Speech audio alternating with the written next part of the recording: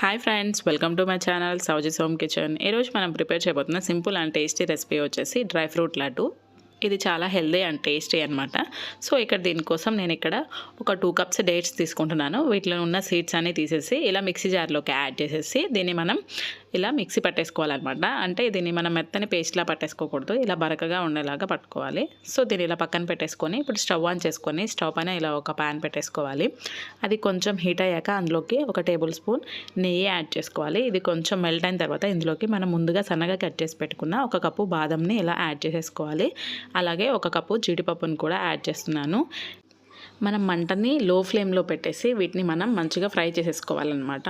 ఇక్కడ చూసారు కదా, వీడియోలో చూపిస్తున్న విధంగా ఇలా మిక్స్ చేసేసుకుంటూ వీటిని మనం మంచి అరోమా వచ్చే వరకు ఫ్రై చేసేసుకోవాలి. ఇలా ఒక 10 మినిట్స్ ఫ్రై చేసుకున్న తర్వాత ఇందులోకి నేను ఒక పావు కప్పు ఎండుద్రాక్షని కూడా యాడ్ చేసేసుకొని ఇదంతా ఇలా మంచిగా కలిసేలాగా ఇలా మిక్స్ చేసేసుకోవాలన్నమాట. మనకి ఈ బాదం, జీడిపప్పు, ఎండుద్రాక్ష అన్నీ మంచిగా ఫ్రై అవ్వాలి. అప్పటి వరకు మనం ఇలా మధ్య మధ్యలో కదుపుకుంటూ ఫ్రై చేసేసుకోవాలి. ఇప్పుడు చూసారు కదా, బాదం, జీడిపప్పు, కిస్మిస్ కొంచెం గోల్డెన్ బ్రౌన్ కలర్ వచ్చాయి. సో ఇప్పుడు ఇందులోకి మనం ఒక 2 టేబుల్ స్పూన్ల నువ్వుల్ని యాడ్ చేసేసుకోవాలి. అండ్ అలాగే 1 టేబుల్ స్పూన్ గసగసాలు కూడా యాడ్ చేసేసుకొని ఇదంతా ఇలా మంచిగా కలిసేలాగా ఇలా ఒకసారి మనం మిక్స్ చేసేసుకోవాలన్నమాట. మనకి ఇవి కూడా లైట్గా ఫ్రై అవ్వాలి, అప్పుడు మనకి మంచి టేస్ట్ వస్తుందన్నమాట. సో ఇక్కడ వీడియోలో చూపిస్తున్న విధంగా మనం ఇలా మిక్స్ చేసేసుకుంటూనే ఫ్రై చేసేసుకోవాలి, లేదంటే అడుగున మాడిపోయే ఛాన్స్ ఉంటుంది.